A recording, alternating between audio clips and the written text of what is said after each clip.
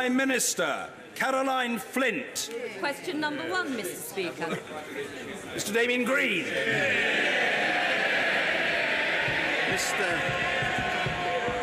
Mr. Speaker, I've been asked to reply. My right honourable friend, the Prime Minister, is in attendance on Her Majesty the Queen, welcoming their Majesties King Felipe and Queen Letizia of Spain on their state visit to the United Kingdom. I'm sure the whole House wishes them well. Caroline Flint. Thank you, Mr. Speaker. Isn't today's report that National Grid made £3 billion profits in 2015-16 at the expense of households further evidence that the government is not delivering fair energy prices? Will the government agree to an immediate rebate for overcharging, and will the government now commit to an energy price cap for the 70 million households on the most expensive tariffs? The Right Honourable Lady is right to identify the issue of energy prices, and I'm sure she will welcome the announcement in the Queen's speech that the government will ensure fairer markets for consumers, and that this will include bringing forward measures to help tackle unfair practices in the energy market to help reduce energy bills. I'm sure this is an issue on which we can work across the House together. Jeremy Lafroy. Mr. Speaker, yesterday you kindly hosted 2 important talks on the future of health and social care and their funding, including one by my honourable friend for Totnes.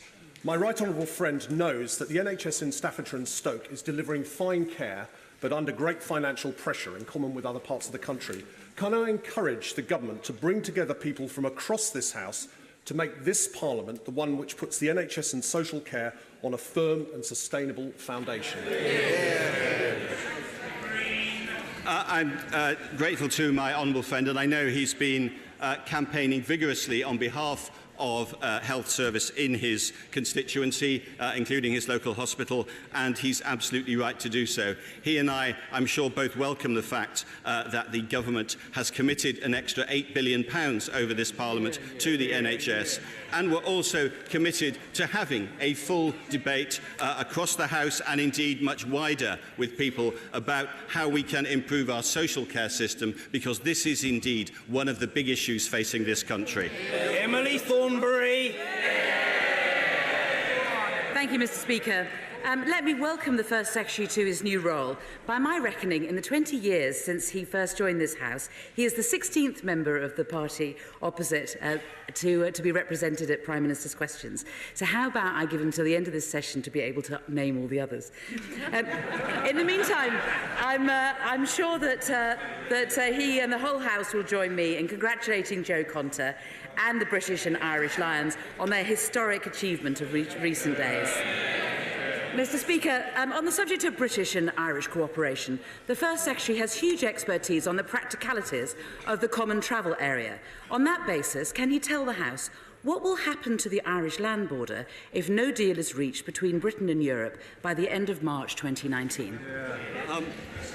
I'm grateful to the Right Honourable Lady for her kind remarks. I might take up her offer to try and name all 16 in the tea room later, rather than delay the House now. There are many, many distinguished people of both sexes who've done it in this party, because we, of course, elect women leaders occasionally.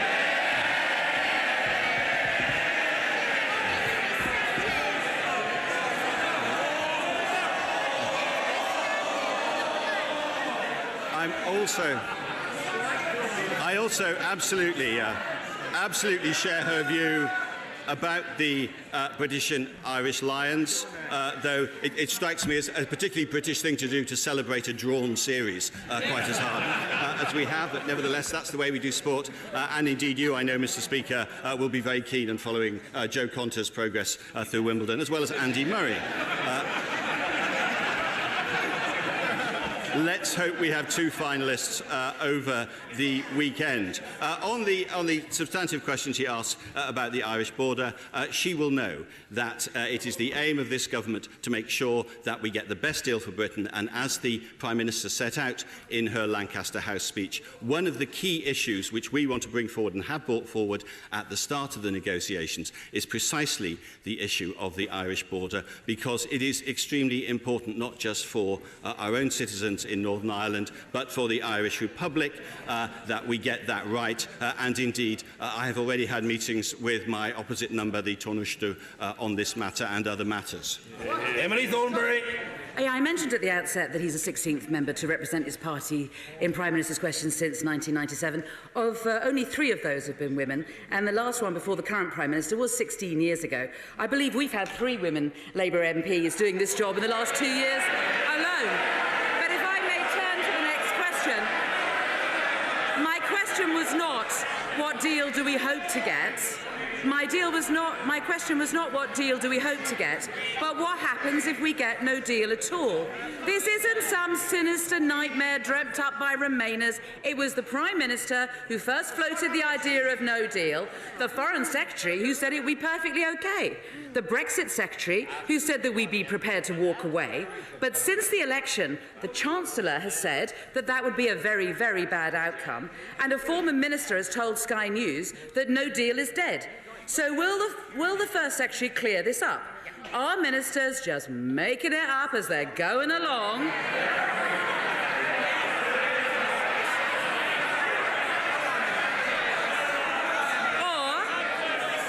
Or is it still the government's clear policy that no deal is an option? I recommend the Right Honourable Lady read the Prime Minister's Lancaster House speech. That is the basis on which we're negotiating. But we're also saying that it is conceivable that we would be offered a kind of punishment deal that would be worse than no deal. It is not our intention. We want to have a deal. We want to have a good deal. Can I also point out to her that it is her leader and her party's position that whatever is on offer, they will accept it. That is a terrible way. That is a terrible way to go into a negotiation, and all I can congratulate them on is their consistency. They have been consistently in favour of unilateral disarmament.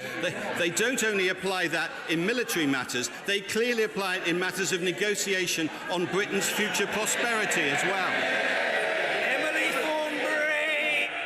Well, the First Secretary apparently didn't get the Prime Minister's memo. You're supposed to be building consensus, man. And if we ignore the political bluster, I think what we heard was that no deal is indeed still an option. And if that is the case, can we turn to what I might call the East India Club question? Because before the member for Newton Abbott suddenly turned herself into Nick Griffin, this was the question that she was trying to ask. What does no deal actually mean for our businesses, for our people, and for issues such as the Irish land border? So, can the First Secretary address this question now? What does no deal look like in practice? I'm very happy to address her first point about consensus. I'm always, as you know, a moderate person keen on consensus, and so I very much look forward to sharing the Labour Party's views this morning on the unemployment figures.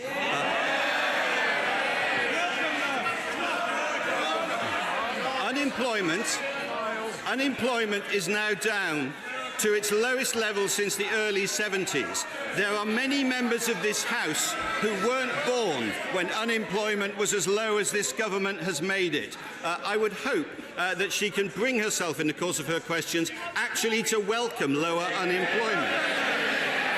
On the substance of her question, as she knows, we are seeking a good deal for Britain that will enable us to trade as freely as possible with the European Union to protect our prosperity, at the same time as getting trade deals with other important markets around the world. In the last week alone, both the United States and Australia have said they would like to sign trade deals with Britain as fast as possible.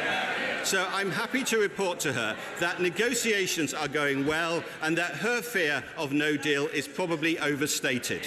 Thornberry. If he wants to talk about unemployment, let me ask him specifically, will he publish the Treasury's assessment of the impact of the no deal outcome would have on jobs and growth in Britain? Will he publish that today? I didn't think so. So let's continue. So if the First Secretary won't tell the House what no... Order. The Honourable Lady must be heard, and she will be, as will First Secretary Green. Members must calm themselves. Emily Thornberry. Much, Mr. Speaker. If the First Secretary won't tell the House what no deal means, can he at least clear up the confusion over whether a plan for no deal actually exists? Because yesterday the Foreign Secretary told me that indeed there was no plan for no deal. 2 hours later, Number 10 fought back and they said there was a plan. The Brexit Secretary might be laughing, but I'm turning to him next because the Brexit...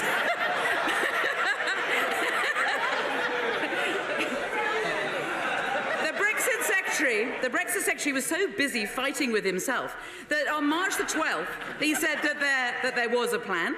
On March the 17th, he said that there wasn't.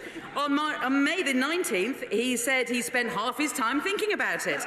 And yesterday, he said that he wasn't prepared to comment. So, can the First Secretary clear up the confusion today? Is there a contingency plan for no deal, or isn't there? And if there is, will he undertake to publish it? The Honourable Lady says she's happy to talk about unemployment. I notice she can't bring herself to welcome falling unemployment figures. We will clearly have to try harder to establish consensus on what I would hope would be something that genuinely unites all sides of this House. On the issue of the report, the OBR is publishing its fiscal risks report tomorrow. So if she can be patient, she will see the report she wants. Emily Thornberry. So let's be clear. The First Secretary seems to be saying that no deal is still on the table, but he won't say what it means. And there is a no-deal contingency plan, but he's not going to publish it. This really is 2 steps forward and 2 steps back. After all, if the government seriously wants open cross-party debate about the best way forward for Brexit, surely they have to spell out what all the options look like. So can the First Secretary at least provide some clarity on one issue, and let's try and make some progress today? He has said repeatedly that we want to avoid a cliff-edge Brexit. But under a no-deal scenario, he knows that that must be impossible, because the Prime Minister can hardly storm out of the negotiating room saying that she won't accept the deal and then pop her head round the door again and say, can she have 2 more years to prepare? Because that's not how it works. So does he accept no deal also means no transitional arrangements? Let me try even harder to establish consensus with the Right Honourable Lady. I think we both want a deal. I hope she will agree to that she wants a deal at the end of this. And the reason why I am optimistic that because of our negotiating stance and the position set out by the Prime Minister, we will get a deal, is that we have, for example, made a fair and realistic offer about citizenship to try and remove that problem from the equations. That is a first indication of how we will approach these negotiations. We approach them in a positive state, and we believe that it is not just in the interest of Great Britain, but also in the interest of the other member states of the European Union to reach a deal with what is one of their biggest trading partners. So it is in everyone's interest to reach this deal, and frankly, she said nothing constructive that might contribute to a deal so far, but I will give her another chance. Emily Thornberry. I know the Right Honourable Gentleman is new to this, but the way the rules work... Order. I don't know whether it's spontaneous or orchestrated, and I don't really care which. But whichever it is, the idea that it's going to stop the Honourable Lady asking her questions is for the birds. So members are wasting their vocal cords. We will carry on as long as necessary to accommodate the backbench members whom I wish to accommodate. Emily Thornberry. Yeah, I know that the honourable member is new to this, but the way that it works is I ask the questions and he answers them.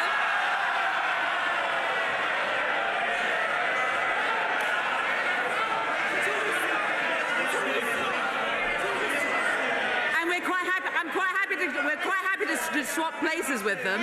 And frankly, if he doesn't want to continue under these rules, I'm sure there's plenty of other people on the front bench there who'd love the opportunity to audition as Prime Minister.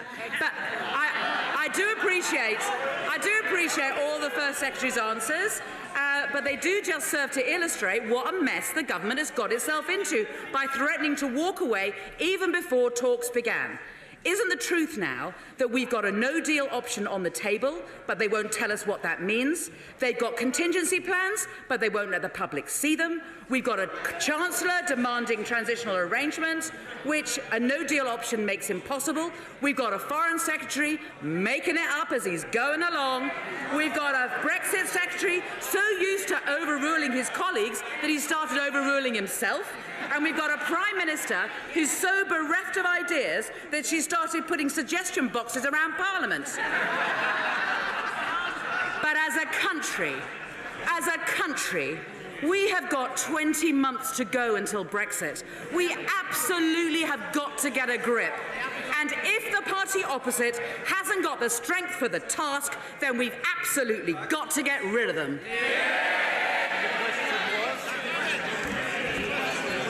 I think there may have been a question somewhere in that. Can I assure the Right Honourable Lady of two things? First of all, that this government is already in the negotiations. She will have seen that. We have started negotiations. They are going well. We said that the first thing we wanted to do was negotiate citizens' rights. That was the first item on the agenda of the first meeting. We want to make sure that European citizens in this country, and equally importantly, British citizens living in other European countries, have as much certainty about their rights as soon as possible. That is what we are negotiating. That is the sign of a practical, pragmatic government getting on with work in the interests of the British people.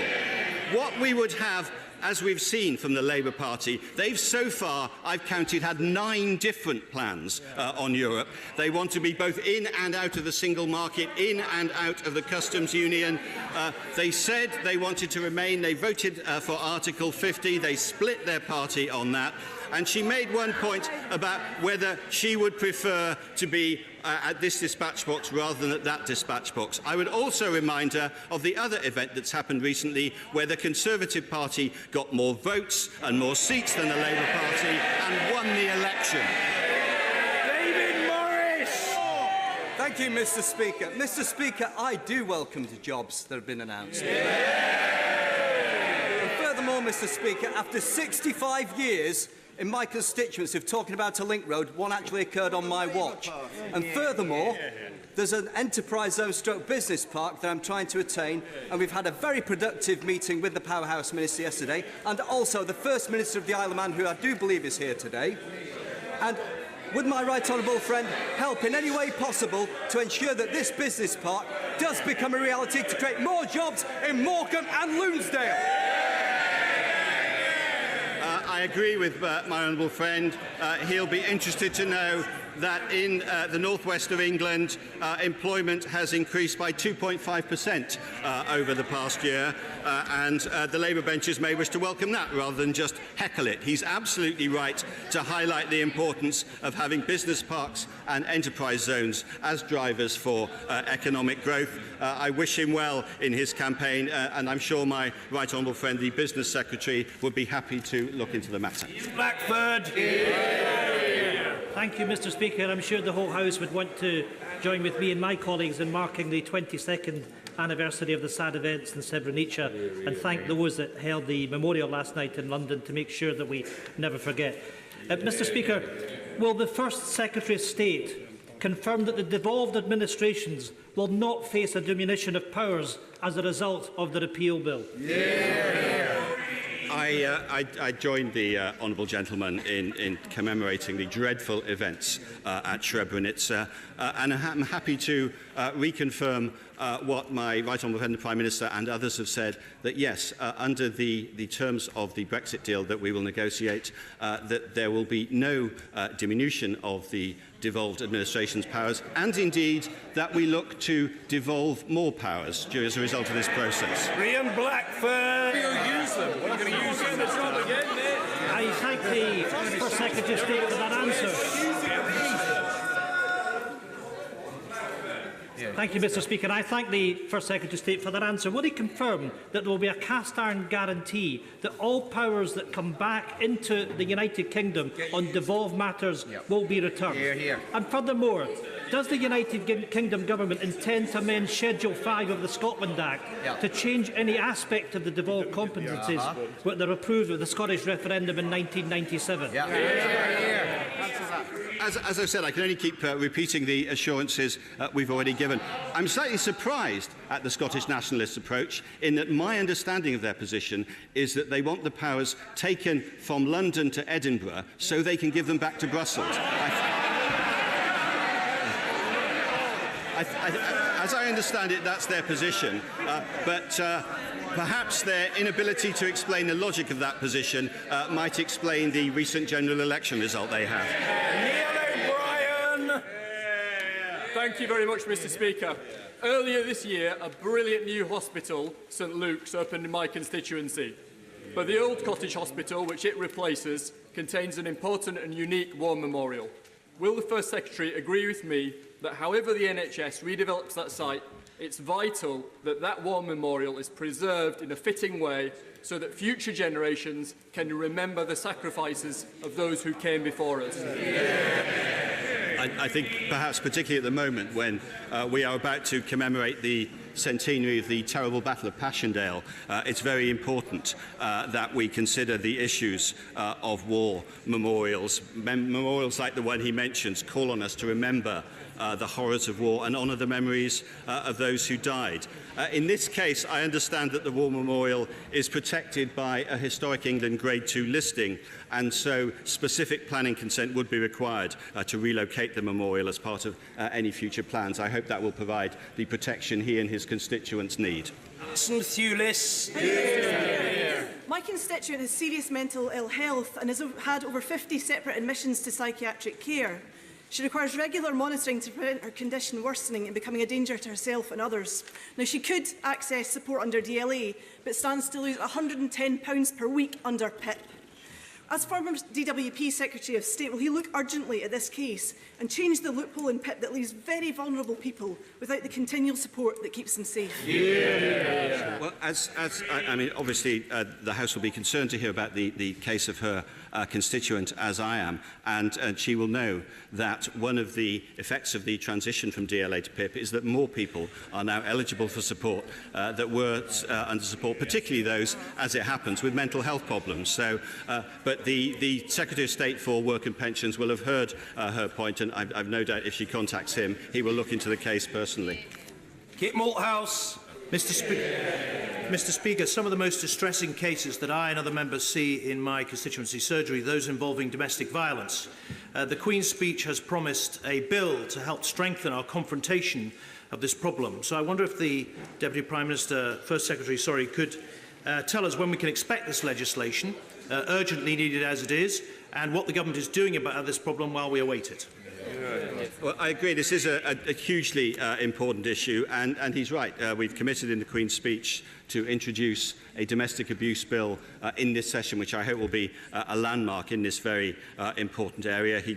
What we want to do in the bill is set in motion a transformation not just to protect and support victims, but to recognise the lifelong impact domestic abuse can have on children, and to make sure that the agencies respond effectively to domestic abuse. We'll, of course, be consulting with all the relevant professions and voluntary groups on this, but we are absolutely determined to press ahead with this very, very important legislation. Jarvis. Little Max Johnson is 9. He's in hospital and he's urgently waiting for a heart transplant. His mum, Emma, and his brother Harry join us today to support Max, but also the 10,000 people around the country who need an organ transplant. We can do more to help them. In Wales, they've already moved to the opt-out system, and Scotland plan to do the same. So can the First Secretary of State say whether he agrees with me that in England we should change the law to one of presumed consent for organ donation to give Max and all those other people the best chance of life? I'm sure that the thoughts of members across the House are with Max and his family at this incredibly difficult time, and I agree with him that organ donation is clearly a hugely important part of our system, and I'm pleased that there are now more than 23 million people on the organ donor register, and over the past year we saw the highest ever donor and transport rates in the UK. But of course, there is more that can be done, and as he says, the law is different in other territories inside the UK. And absolutely, I can commit the Department of Health is looking at the impact of those changes to see if days can give rise to further improvements in the number of available organs we have. Mr. Graham Brady. Thank you, Mr. Speaker.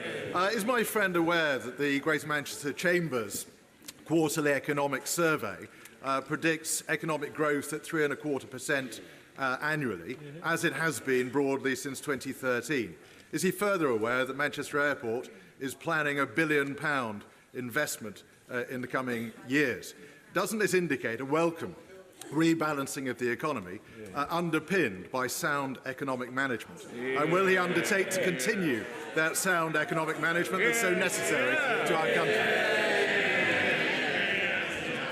My honourable friend makes a number of important points, particularly about Manchester Airport, which I know has been a significant driver of the excellent growth figures of the increasingly excellent economy of Manchester and the surrounding areas. Everything he says is true, and I think it is a tribute to the work that's been done on the Northern Powerhouse that we are now spreading that prosperity across the north of England. Dr. Rupa Huck. Thank you, Mr. Speaker. The First Secretary said the other day that we need to have a national debate on tuition fees, and he admitted that student debt is a huge issue. With the PM touting for ideas, can I recommend page 43 of our manifesto and ask that they adopt Labour's pledge to abolish tuition fees? I don't remember the contents of page 43, so I'd quite like to hear this. Mr. Speaker, can I recommend that they consult page 43 of our manifesto and commit to Labour's policy of the abolition of tuition fees?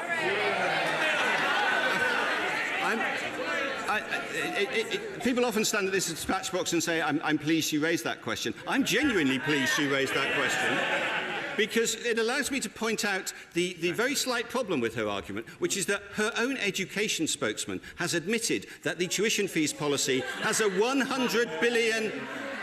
She has admitted that there is a £100 billion hole, black hole, in Labour's student fees policy. That's as much money, nearly, as we spend on the NHS in a year. That's 2 years' worth of disability benefits. Labour in this area were particularly incredible at the general election. I'm astonished they want to bring it up at Prime Minister's questions. And I would remind them in particular that misleading students and young people is a very dangerous thing to do. If they don't believe me, they could ask the Liberal Democrats.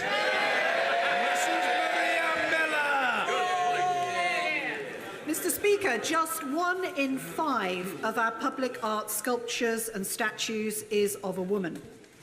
Next week, to mark 200 years since the death of the world-renowned novelist Jane Austen, the first ever sculpture of her will be unveiled in my constituency, Basingstoke, the borough of her birth, the county that inspired her.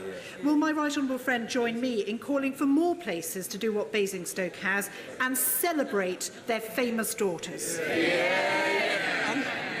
I'm delighted to echo my right honourable friend's call to welcome this new statue of Jane Austen in Basingstoke. I'm genuinely astonished that there isn't a statue of Jane Austen anywhere else around the country.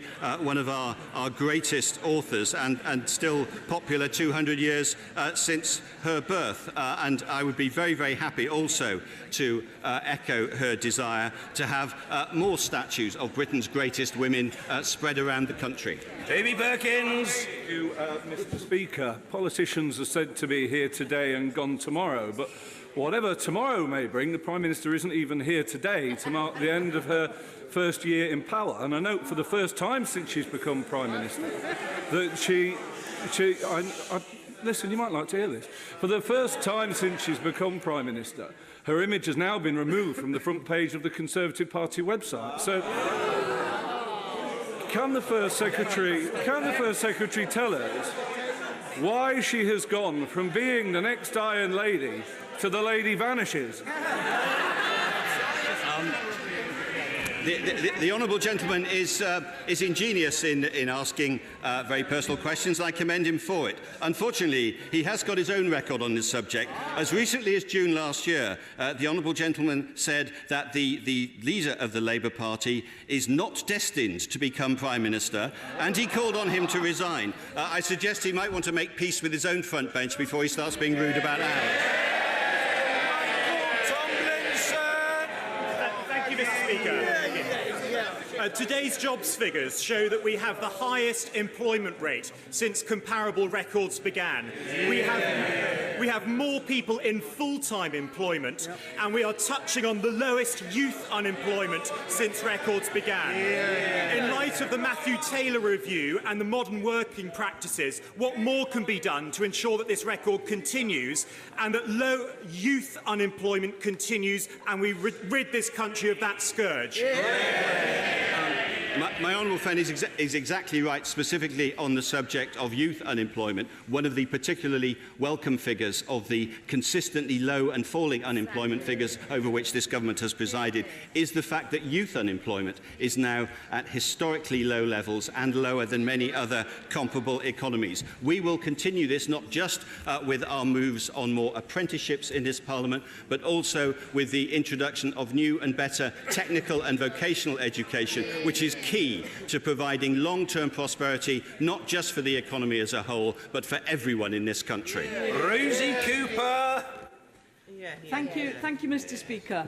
How can the government continue to justify not providing fair and equitable funding arrangements for West Lancashire to support water level management organisation, otherwise known as drainage boards, to help protect homes and the agriculture and horticulture industries critical to the local economy, instead of causing EA to threaten to turn off the Alt Crossons pumping station?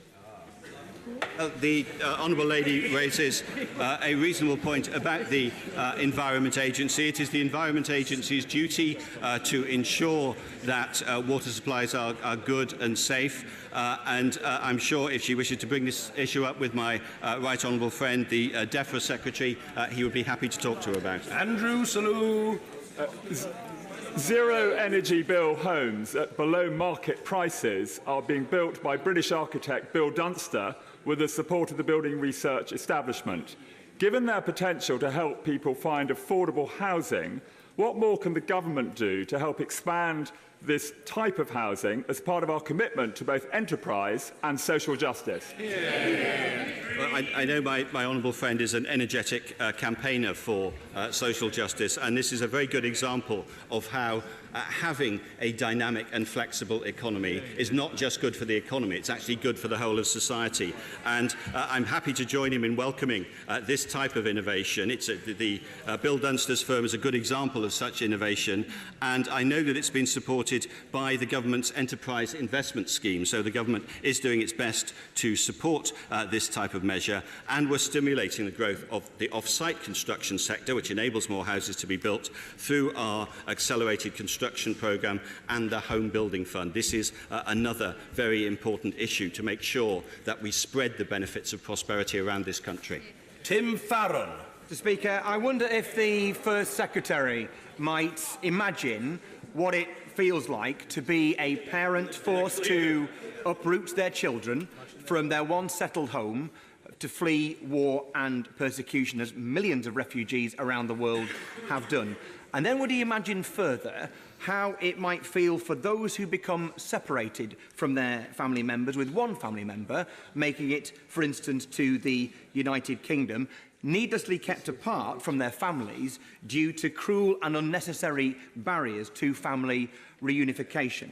So will the government today endorse Baroness Hamwee's bill in the other place to bring those desperate families back together? The right honourable gentleman raises an important issue, and he will be aware that this government, this country, has done a huge amount, particularly in the region, but also here at home, to help refugees from countries such as Syria. We've expanded the Vulnerable Persons Resettlement Scheme, so we make sure our doors continue to remain open to people who most need our help. And in particular, we work very closely with the UNHCR to identify and refer the most vulnerable refugees. That is the most sensible humanitarian way we can help these very desperate people. And can I also say, since I assume this is his last question, I suspect as leader of his party, can I wish him a fond farewell from that job and say that I'm delighted that the Liberal Democrats have taken so seriously the government's Fuller Working Lives strategy, which is about providing more jobs for older workers, and that they are about to skip a generation in their leadership. Shailesh Vara. Thank you, Mr. Speaker. At the recent G20 meetings, the Prime Minister had excellent and constructive trade discussions with the leaders of India, China, Japan and America, which collectively represent 43% of the world's population and 6 times the population of the European Union. Would my right honourable friend agree with me that this demonstrates the potential for a prosperous and positive future for Britain post-Brexit, and it really is time for the pessimists to look at the cup being half full rather than half empty? I'm happy to endorse my honourable friend's approach, and just to emphasise to him and the House that it's really important to do both. We need a good trade deal with the European Union. It is still a hugely important trading partner for us, but also we need to take the opportunity to strike trade deals with economies around the world, not just currently advanced economies, but those that are growing very fast as well. That's the route to future global prosperity for this country. Judith Cummins. Thank you, Mr. Speaker.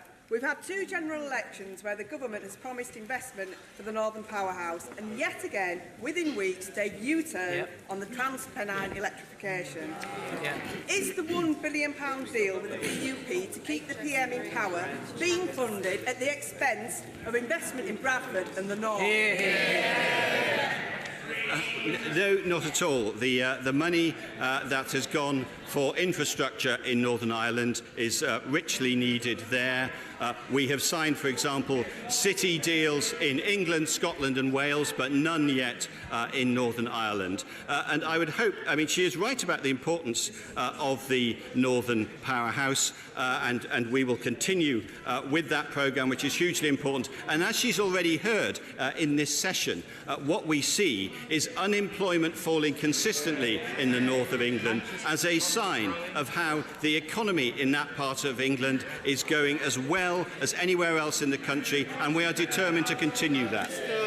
Mr. Speaker, I know that the First Secretary will be delighted to see that Parliament Square now displays every flag of every British overseas territory to welcome the King of Spain this week, including the flag of Gibraltar.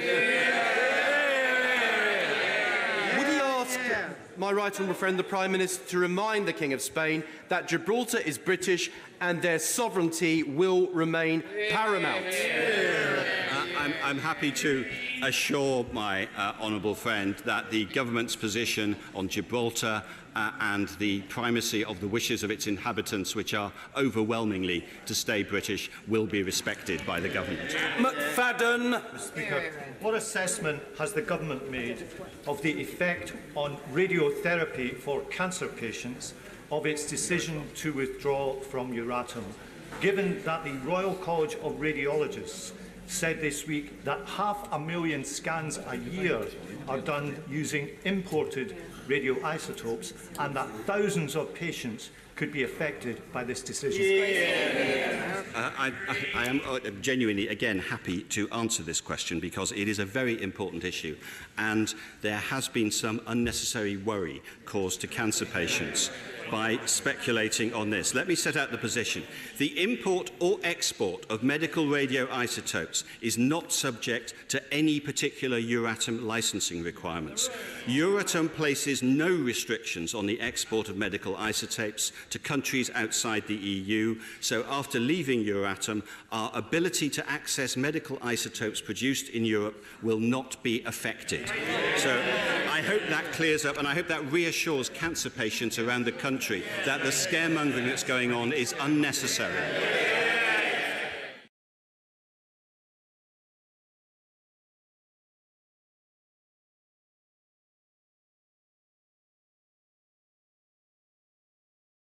Order. Questions to the Prime Minister.